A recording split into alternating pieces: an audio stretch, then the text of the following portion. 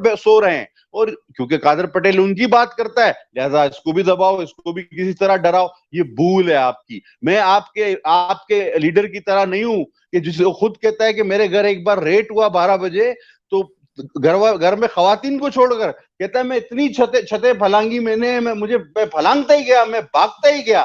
اب جس آدمی کا یہ جگرا ہو, جس لیڈر کا, تو آپ مجھے بتائیں یہ کیا ہمیں ڈرائیں گے؟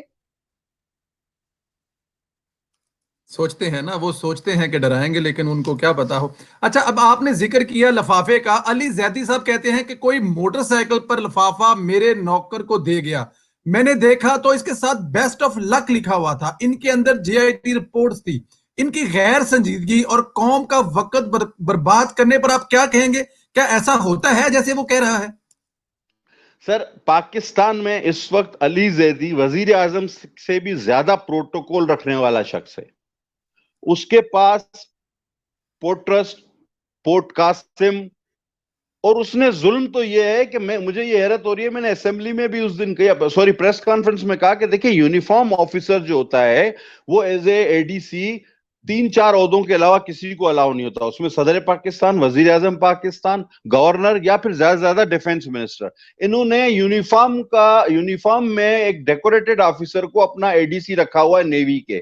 تو 25-30 گاڑیوں کا یہ قافلہ لے کر نکلتے ہیں, آپ کو لگے گا کہ جناب امریکن صدر ٹرمپ کہیں سے گزرتا ہے. اب ایسے میں ان کے گھر پہ کوئی لفافہ دے جاتا ہے اور پتہ ہی نہیں چلتا کہ کون تھا, کیسے آیا, کہاں چلا گیا. تو یہ اتنی بڑی سیکیورٹی, یہ فوج ظفر موج انہوں نے کس لیے رکھی ہوئی ہے جب ان کو یہ پتہ ہی نہیں ہے کہ لفافہ کون گیا. اچھا, علی زیدی کی اپنی حقیقت ہے کیا؟ یہ کہاں سے نووارد ہوئے ہیں؟ جناب علی؟ یہ کونسلر کا الیکشن ہار گئے تھے ابھی کچھ ہی عرصہ پہلے جب یہ بلدیاتی الیکشن ہوئے. تو جو کونسلر کا الیکشن ہار جائے اس کو آپ فوراً وفاقی وزیر بنا دیں, اور جو خود پسندی کا اس حد تک شکار ہو کہ وہ سمجھتا ہو کہ شاید میں کوئی بہت خوبصورت انسان ہوں, تو وہ پھر ایسی حرکتیں تو کرے گا.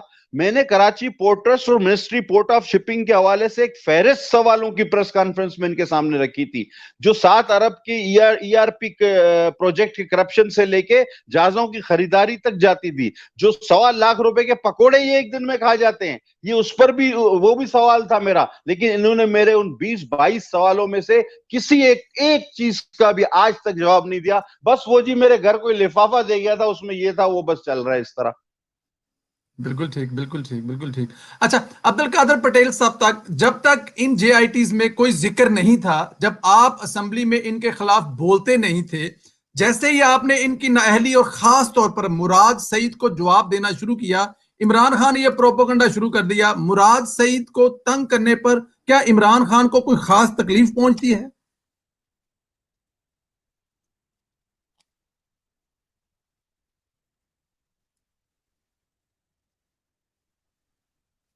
میری آواز آپ تک آئی ہے؟ دیکھیں جی, یہ بات تو جی میں تقریباً میں نے سمجھنے میں کامیاب ہو گیا ہوں. دیکھیں بات یہ ہے کہ یہ ایک حقیقت ہے. وہ میری تنقید کسی ایک شخص پہ نہیں ہوتی, میری تنقید پی ٹی آئی پر ہوتی ہے. لیکن اگر موصوف وزیر جن کا آپ نے نام لیا وہ میری لیڈرشپ پر پرسنل اٹیک کریں گے تو پھر اٹیک کے بدلے اٹیک آئے گا, اس کا جواب تو آئے گا.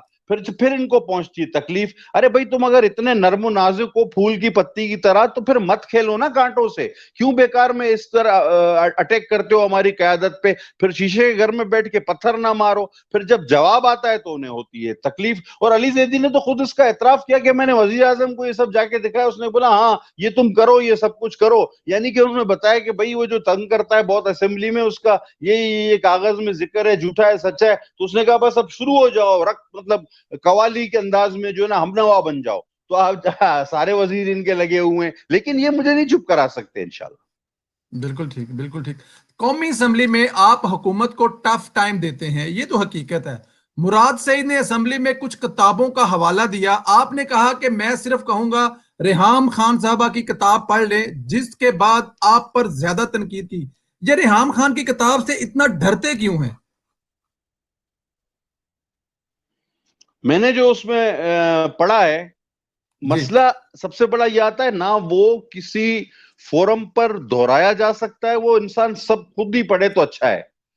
اور لیکن میں اگر کہہ بھی دیتا ہوں نا کہ جی آپ یہ انہوں نے کہا کہ جی میں کونڈالینزا رائس کی کتاب پڑھوں گا، میں نے کہا پڑھ دیں.